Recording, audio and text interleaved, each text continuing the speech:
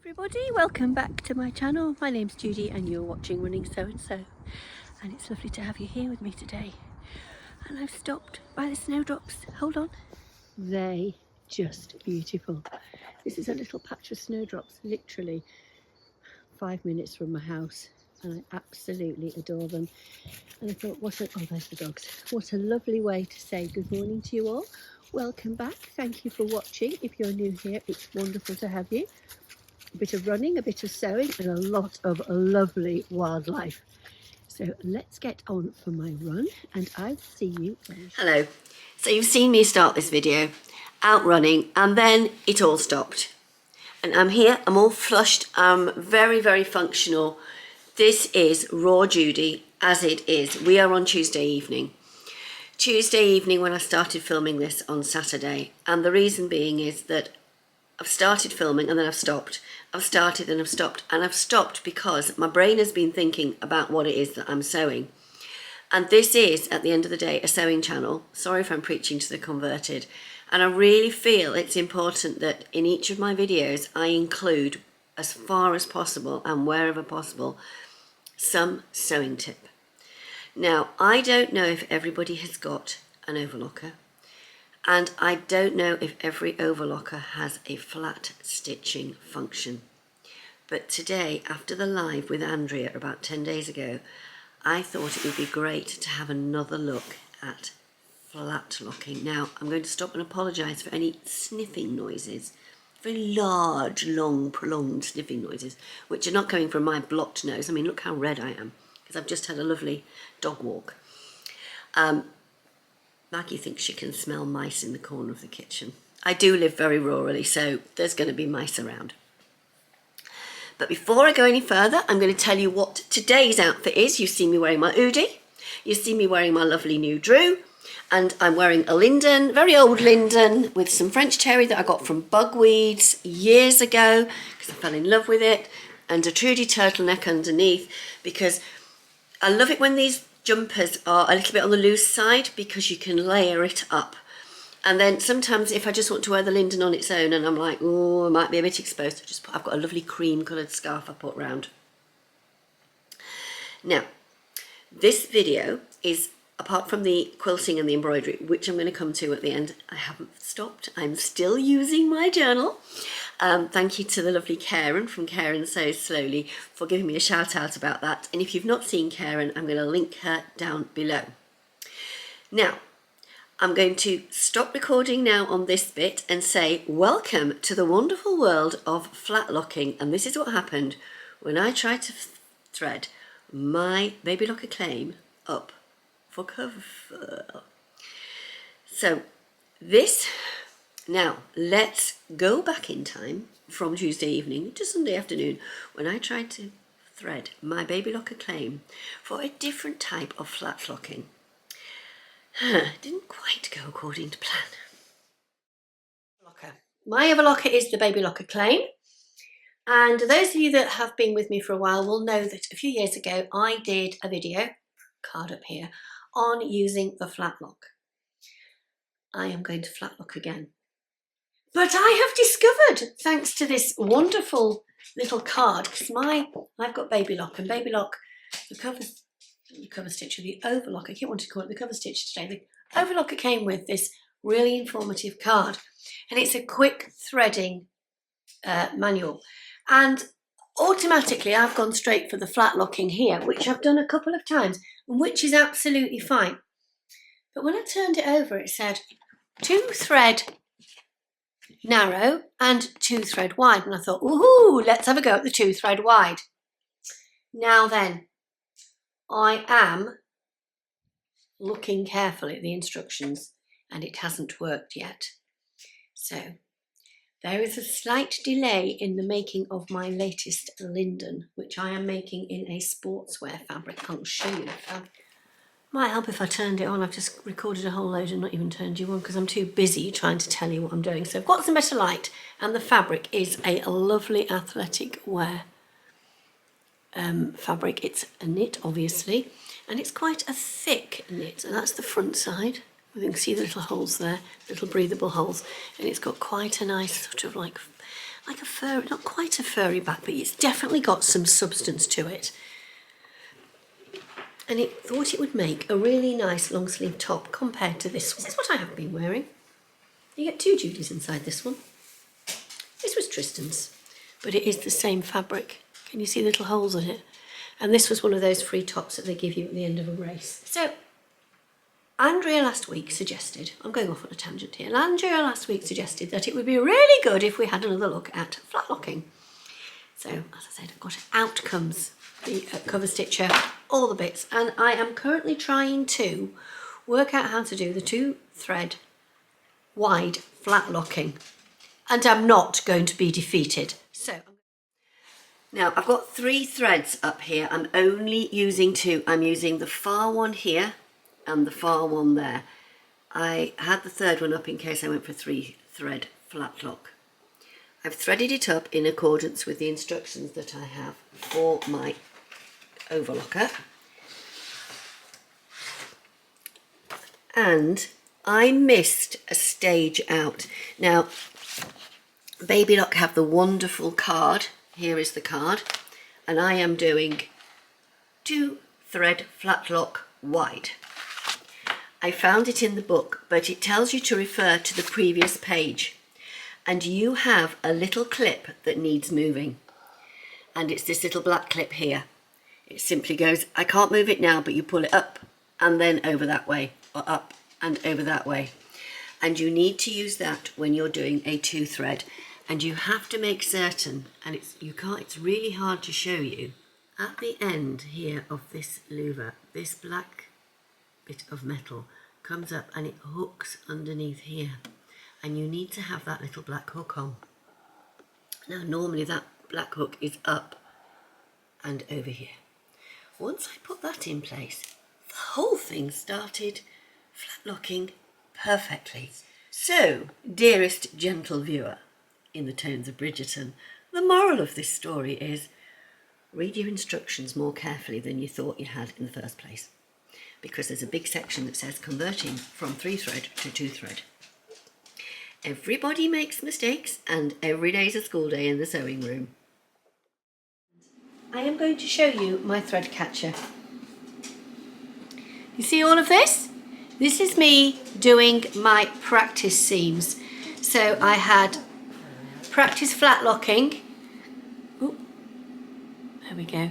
This was the 3 thread flat lock, which I didn't like. It wasn't pulling apart as easily as I'd hoped. Although it does make a nice flat lock, it should be flat. It should be a flat lock. But back here, I have got joined together in the chain.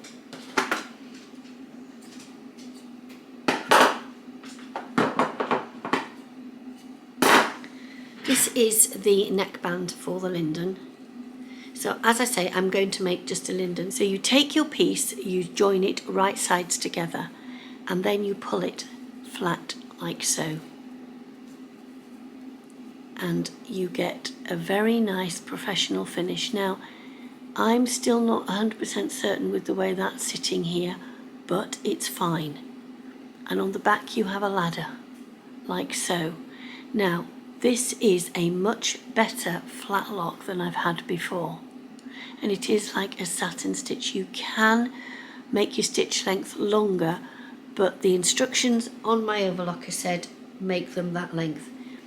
And when you pull it, let me show you it again.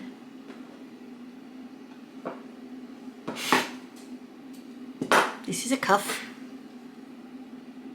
So I've done the 2 cuffs, the neckband and the waist is all joined together.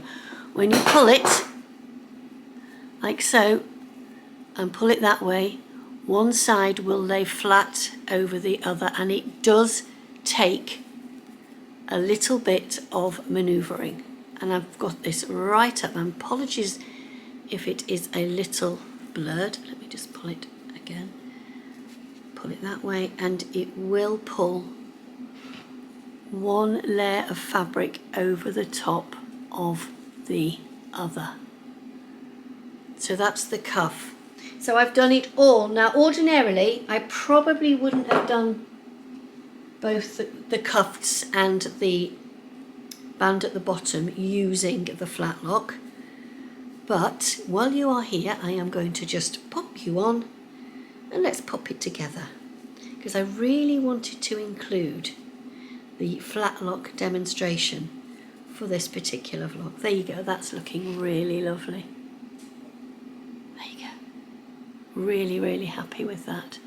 You will get a little ridge on this side here, you can't avoid that, because what happens is your two seams go and then it goes like that.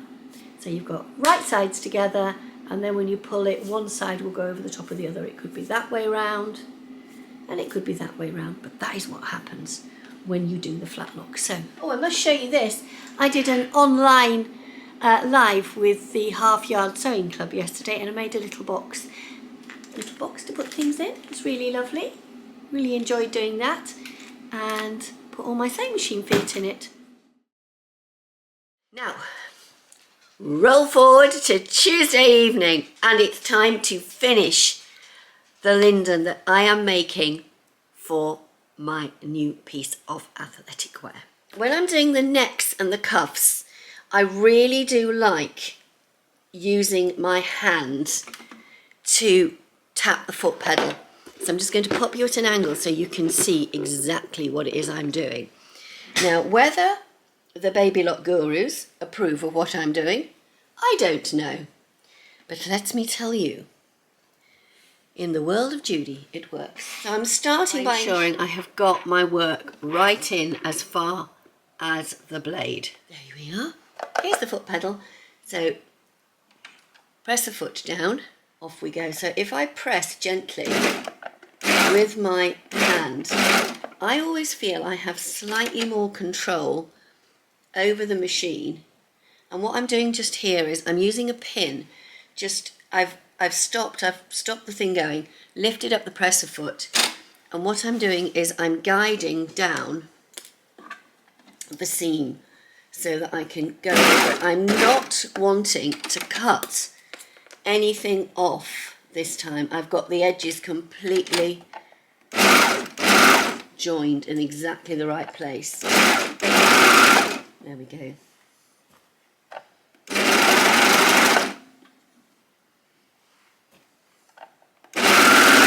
And I think by using my hand, I feel I have more control over what it is that I'm doing than if I have the foot pedal.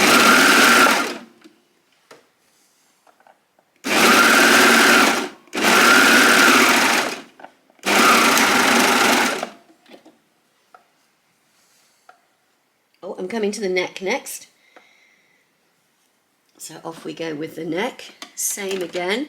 Popping the work in to make certain that it is right the way up to the blade. Now, what I've just done is to move the balance wheel so that the needle is up and the looper arm is over to the side, especially when you're doing these fiddly bits. And my apologies if I am preaching to you and you already know and you feel as if I'm preaching and bossing you. I don't mean to sound bossy. I'm trying to sound helpful. So off we go. It's terribly British, that, isn't it? Apologising for what I'm trying to say to you. Is anybody else fussy about where you put your pins on your pin cushion? I like mine divided up into sections. I'm very fussy.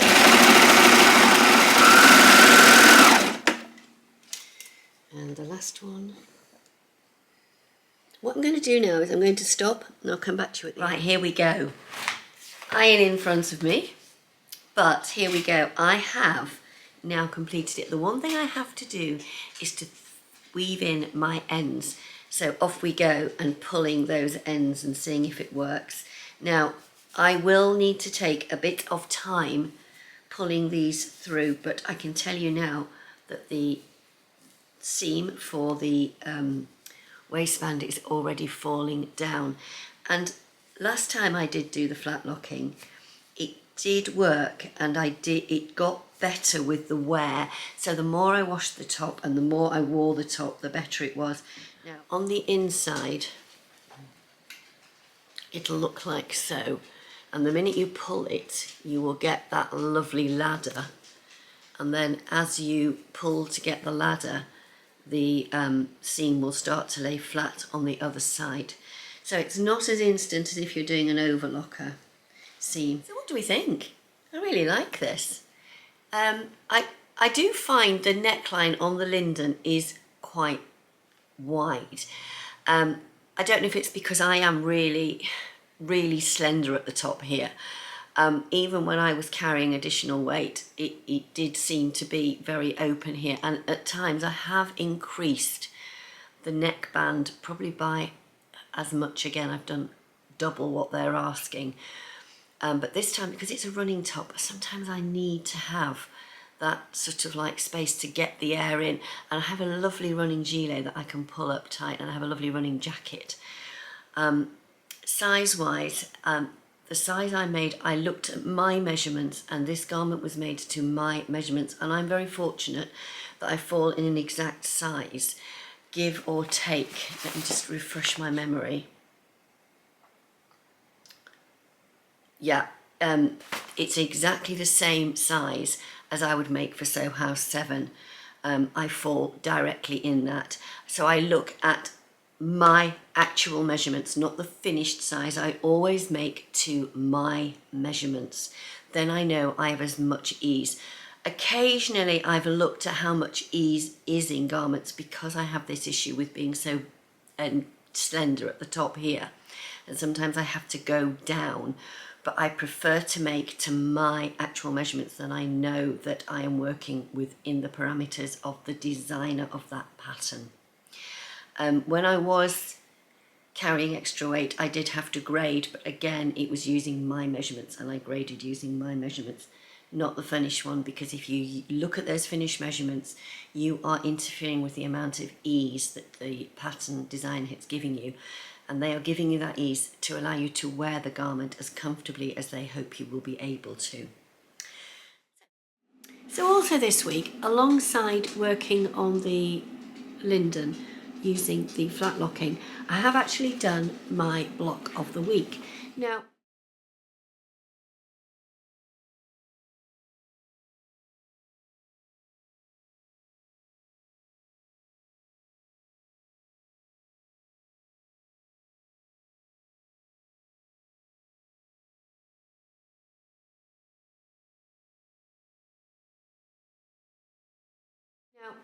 this is the week 5 block.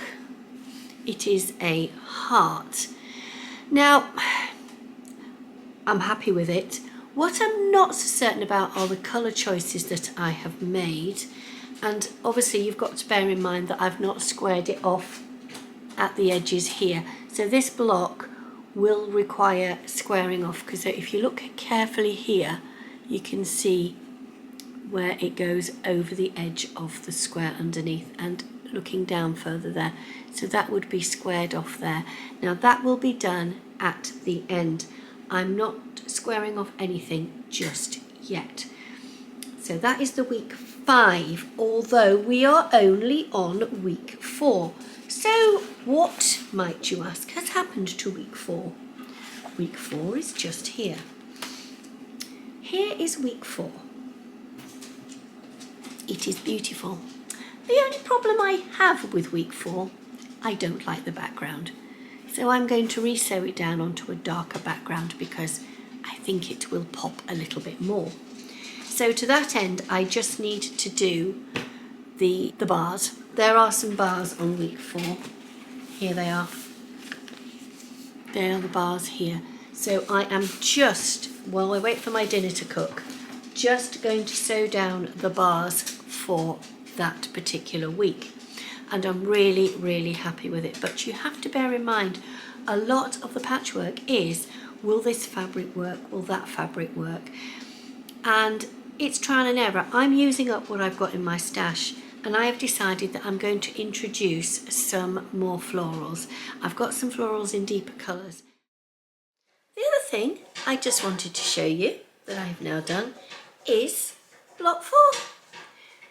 Can you see? Does that not look so much better than the one I showed you earlier when it was on the lighter coloured fabric? I really need to get some bumbleberries. I can order it online, but I think I might try my best and hold off until I go to the Stitch Festival and look at perhaps introducing what I've got in my stash. I'm going to go back through. I've got probably enough bumbleberries to manage up until about week 10 to 12, which is I will be way beyond. Time to think. I've got enough bumbleberries for now. If I need any in the short term, I will order them. So let's have a look at the embroidery, and here it is, and this is why I wanted to include the snowdrops. Look at this. Here we go for this week. There we go. I have got a snowdrop. So this week I've got a cup of coffee. I've got this you can't see very well, but that was me having a go at doing tartan. Tea bag, because I needed to get tea bag for work. There's the toaster I made, the rain that we had. I won £5 on the lottery. So that is where I'm up to. I have not done yesterday, and I have not done today yet. So I have got maybe 5 days left to fit in for January just here. Now what I'm going to put in just in here is I am going to put a tree in, and I'm going to do, you know, the tree where you do the tree in the winter and the tree in the spring, the summer and the autumn. And we have a lovely tree in the school playground, and I'm using that as my inspiration. It's Chinese New Year at the end of the week. We have a Chinese visitor coming into school, so that will be lovely. So I'll be able to do a couple of Chinese things, because they're not actually coming in on the Chinese New Year day. They're coming in the following day. Today, I've actually been to the doctors today to discuss my asthma, which is looking really, really under control, which I'm utterly delighted about after all these months. I know I sound as if I've got a cold, but there is something that I've got to learn to live with the asthma, and the doctors are well on it. So I'm going to actually do a little bit, maybe some tablets or something, just to signify I went to the doctors. Yesterday's the tree. Tomorrow is Chinese New Year. Thursday the visitor. And on Friday I'm going to see Ollie. I'm babysitting for Ollie, so I will do something to do with Ollie and babysitting for Ollie on Friday. And that will be January done. February will be going... Oh, it took me ages to work it out, so February's going in here. And then when I'm at Tristan's on Friday, I might start to do the February just into here. So, sewing plans for this week, if I ever take this off tonight, because it is so cosy. It's so warm. It really is warm. Plans for this week are to obviously do week 6 on the quilting and finish the embroidery and keep that up to date. The sewing journal is up to date. I've started writing in slightly more personal things with the journal as well, to do with the sewing, as to why I pick certain things. And then I'd like to have a go. I've got my Frida blouse has been cut out, and I really want to get that made up, especially before the next Beyond the Paint door box comes. So that is my week. So that brings me to the end of this week's vlog. And I always forget to say, if you've not subscribed, would you like to consider subscribing? It would be wonderful if you would, and there's a little reminder somewhere down there. So do just give it a click. And then if you want, you can click the bell, and that tells you when I've got a video out. You'll get a little notification. So also leave me a thumbs up. It's wonderful to have had you watching. Thank you so much for taking the time. Leave me a comment and I will do my best to get back to you. So for now, thank you so much. Have a lovely week, and I'll see you all again next week, when I'm going to be talking more about Linden's toasters, Rissacs and Ruth. What could I be up to? I'll see you all next week. Bye bye.